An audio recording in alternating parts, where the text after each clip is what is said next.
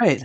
Hello, citizens of the Nigelverse. It's Nigel here once again, and this is going to be another wrestling review. So, it was 5 years ago to the day that we unfortunately lost John Huber, aka Luke Harper, aka Brodie Lee, aka Mr. Brodie Lee. However, you remember him as however you refer to him. 5 years ago, we we lost him. He unfortunately passed away. But before that, he had one last match in AEW. He was only in AEW for a brief amount of time, but he managed to make an impact. He won the TNT Championship. Yeah, but he was the leader of the Dark Order. One of the things, or one of the key elements that was credited for really turning around the fortunes of the Dark Order and, in a lot of ways, saving the Dark Order. And so I figured I would review that match here today in honor of his passing. Now, I did want to review this a while ago, but considering today's the anniversary of his death, I'm kind of glad I saved it. It's so. What would happen when Mr. Brodie Lee defended the TNT Championship for what we unknowingly, what we wouldn't know would be the last time against Cody? Not Cody Rhodes, but Cody. Let's find out. I'm of course talking about Cody Rhodes versus Mr. Brodie Lee in a dog color match from AEW Dynamite on October 7th of 2020. So, of course, as always, I'm not professional wrestling reviewer, analyst, or anything like that. Just a man who, well, for starters, I'm a man who has to plug in his laptop, but I'm also a man who enjoys a good time, and I definitely, sorry, I gotta reach my charger here, but I definitely had a really good time going back and watching this match. To my knowledge, I think this is the first official dog color match that we reviewed for the channel. Now, we have reviewed a similar match. We reviewed the Texas Bull Rope match between JBL and Eddie Guerrero back at Great American Bash 2004. But to my knowledge, I don't think we reviewed yet another dog color match in the history of AEW. Don't worry, it's just eggnog. But to my knowledge, I don't think we've reviewed another dog color match in the history of these reviews. So this will be definitely a treat to go back and review, and this was a great match to watch. And this is our technically our first review of an AEW Dynamite match, like on the regular television. So without further ado, let's get right into it. Now, if you've seen these reviews of mine before, you kind of already have an idea of how this works. However, if you haven't, I'm going to be talking about what I liked and disliked about the match, kind of how we got here. Brodie Lee had previously beaten Cody for the TNT Championship. If I believe, was it at Beach Break?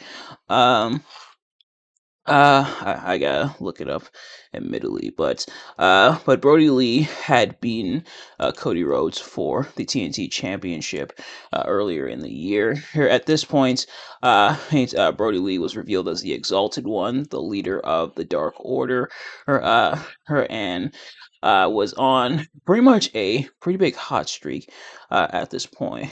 So he debuted in March, or I think like right before the shutdown, like right before the COVID shutdown. So oh okay, so he beat Cody on the August 22nd episode of Dynamite. And yes, this was around that time where Cody didn't have the legal right to his last name. WWE had the legal trademark on it. So Cody was just Cody for a while. It's crazy to think about. Now, if I'm being honest, I'm probably in the course of this review, I'm probably gonna slip up and accidentally call him Cody Rhodes. But yeah, he was just Cody for the time being. But Brodie Lee had defeated Cody on the August 22nd episode of AEW Dynamite, right? And um, and Cody was gone for a little bit. It's Brodie Lee, he defended the TNT Championship against both Cody Rhodes. So I guess this was when he left on the September 9th episode of Dynamite. He defended it against Cody Rhodes, and then he defended it against Orange Cassidy on the September 23rd episode of Dynamite. So, Cody was out not that long, but Cody, he eventually came back, and he came back sporting a new look. Look, he had the black hair. This was back when he went back to the black hair. I think he like dyed it again black. Like, I don't think he went back to his natural color. I don't think he can. I think his hair is like bleached, so I think the blonde is here to stay. Hey, I could be wrong about that. Let me know if I am. But Cody went to the black hair and did kind of a darker side. Kind of tried to show, he's getting in touch with his darker side. Hey, thankfully it's slightly less cheesy than when Hogan did it against the Dungeon of Doom in WCW, but nevertheless, Cody is back with the black hair, trying to show the darker side. Brodie challenged Cody to this dog collar match. At first, Cody refused, but he eventually accepted it, and so the dog collar match was uh, as uh made for this episode of Dynamite. A couple preliminaries as well before we get into the actual likes and dislikes, aka the meat of the review. For starters, this was around when they were still doing social distancing, and I know AEW's kind of approach to doing like the whole social distancing in the wake of COVID was pretty criticized because they were still like running shows with a crowd. But here they're doing the social distancing. They have so I think there's some fans in attendance, but there's also some talent with Alan, and I was able to spot the Gun Club in the audience, that being Austin and Colton Gunn, and I believe that was Billy. But I could be wrong. So it was cool to see them. And then also worth mentioning is Greg the Hammer Valentine is in attendance. They they bring it up like a lot during this match. They brought up his dog collar match against Roddy Piper in 1983, which I believe they said was the first, if not um, one of the first dog collar matches in pro wrestling. Greg the Hammer Valentine is in attendance for the show. John Silver does accompany Brodie Lee, as well as Anna Jay. Hey, so they're there for a little bit, but they're eventually brought back after John is attacked not once but twice by Cody. And also. Oh, also, they take and admittedly, that's the reason I'm putting it here. I can't put it in the actual match itself because it really wouldn't be fair. But they take a while to set up the dog collar. Brodie grabs the dog collar, or John Silver is actually the one who brings out the dog collar. Her and As the name suggests, it has how it looks is it's two dog collars, like the collar you would see on a dog. You tie it around your neck, just like a collar. And it's attached to a chain. And just in case you didn't know what they meant by dog collar, um, but Silver brings out the dog collar, and they spend a while setting it up. Like the Brodie Lee like puts it around his neck, and then Cody puts it around his neck. Then the referee tightens Brodie's, and then tightens Cody's, and then he has to keep going back and forth between Brodie and Cody. That's kind of weird to say, Brodie and Cody, but he makes sure the collars are tightened, and it does take quite a bit. It now Because this was on TV, I imagine they were also stalling for the commercial break, because they do mention when they go to commercial break. We don't actually see the commercial breaks on the actual video here, which this was uploaded to YouTube. So shout out to Wrestling FM who uploaded the full match on YouTube without the commercial breaks. So we don't see the actual commercial breaks. We're still seeing the action in the ring, but they're getting set up. It's admittedly taken a while, and it's not until I guess kind of a tangent. It's not until you see stuff like that where you're able to see the action, even despite the commercial breaks, that you realize just how much they have to stall for, or even during the commercial break. Now, once the match actually starts, they still have the action because they do the picture in picture, which is really good that AEW does picture in picture. I wish WWE did picture in picture more often. They do it from time to time, especially NXT, but I wish they did more often. But but so they get that set up, and then we're underway. So now I guess we can talk about what I liked and disliked. So starting with what I liked about the match, there is a lot of hard hitting action within the match. Even in the first moments, Cody knocks John Silver off the apron. Then Brodie sets up a chair and tells John to sit in the chair so he doesn't get hurt. And then like not even in 2 seconds later, Cody immediately drop kicks John while he's in the chair. Here, oh, come on, bro. You did that on purpose. You set up John to be hit with the drop kick. So Silver is helped to the back by Anna Jay. Brodie Lee tells him to go to the back, but yeah, they absolutely pummel each other throughout the match, and the collar does come into play. Like when Cody's first going for the Cody cutter, Brodie Lee like takes the chain and like uses it to yank Cody off the rope. Obviously they wrap it up around their fist and like hit each other with the chain. Cody even hits a low blow with the chain at one point.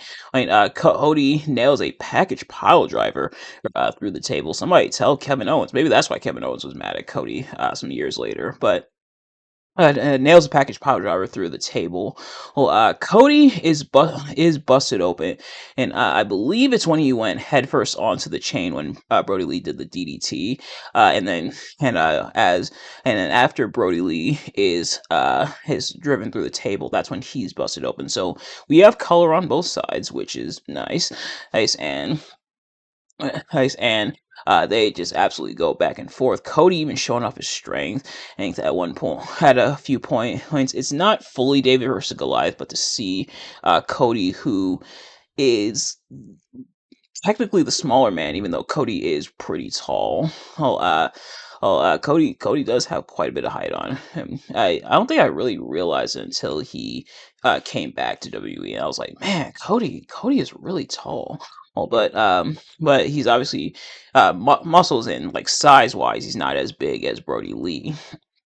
But but uh, to see Cody try to work around Brodie Lee's strength, even getting him up for like suplexes, even almost hitting the vertebraker at one point.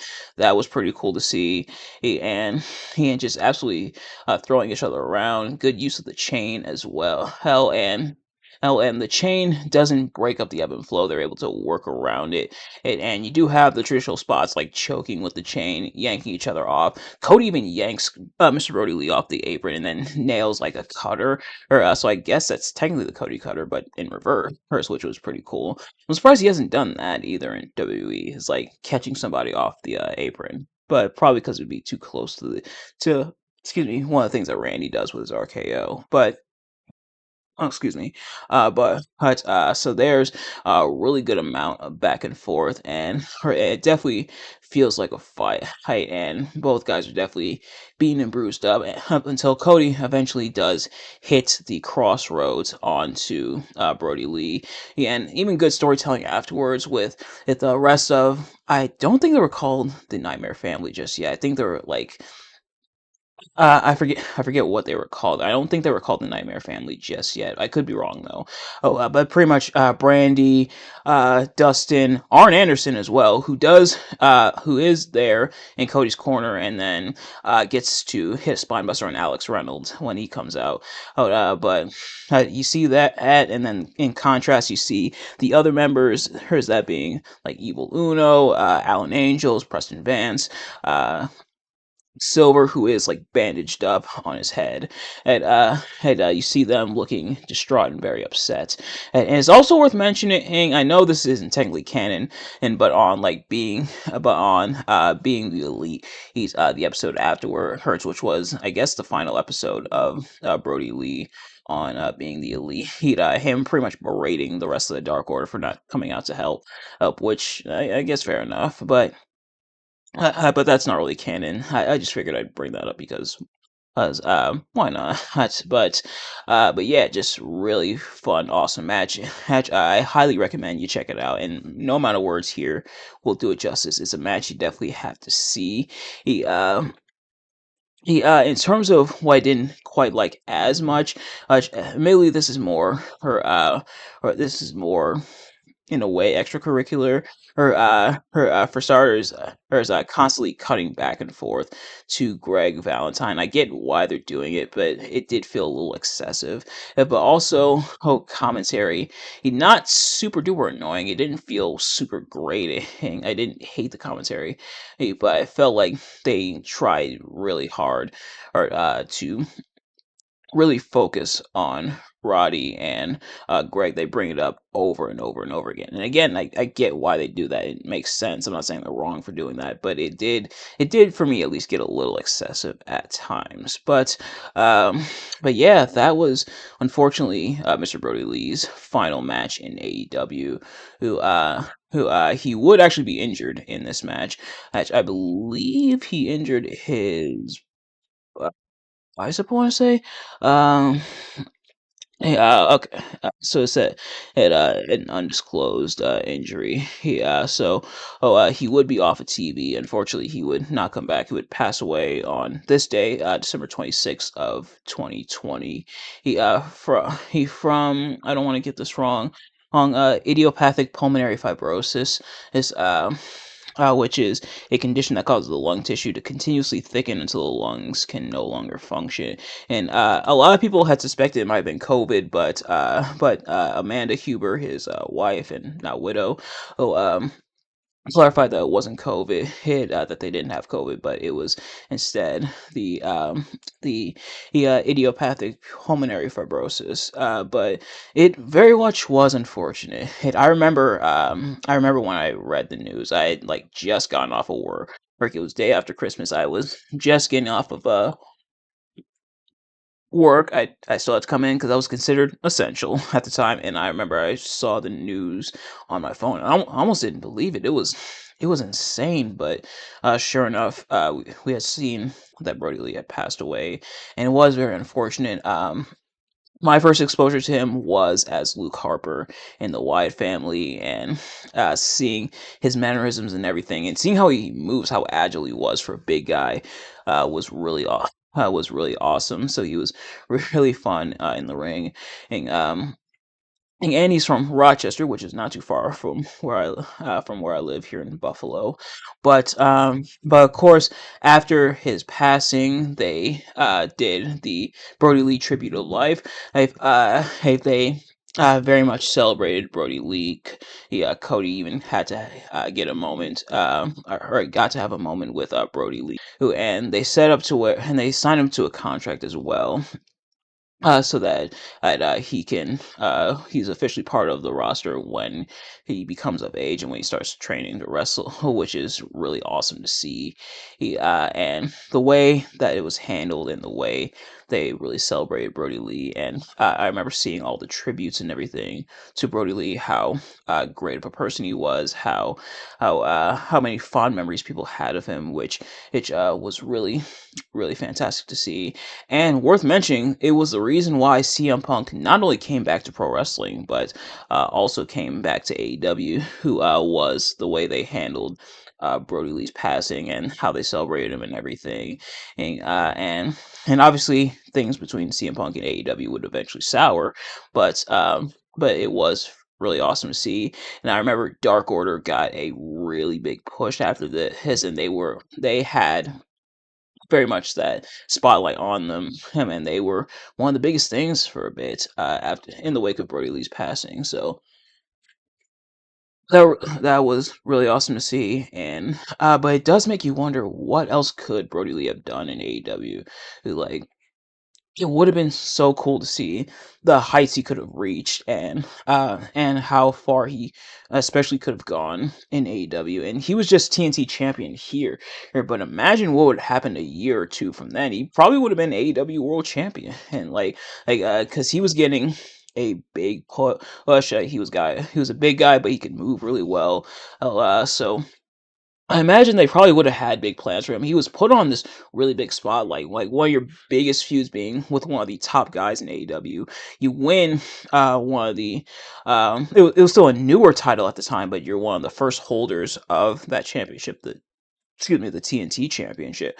And like, it makes you wonder what more Brodie Lee could have accomplished in AEW. I definitely could see him being AEW World Champion or having a much bigger role as well in AEW.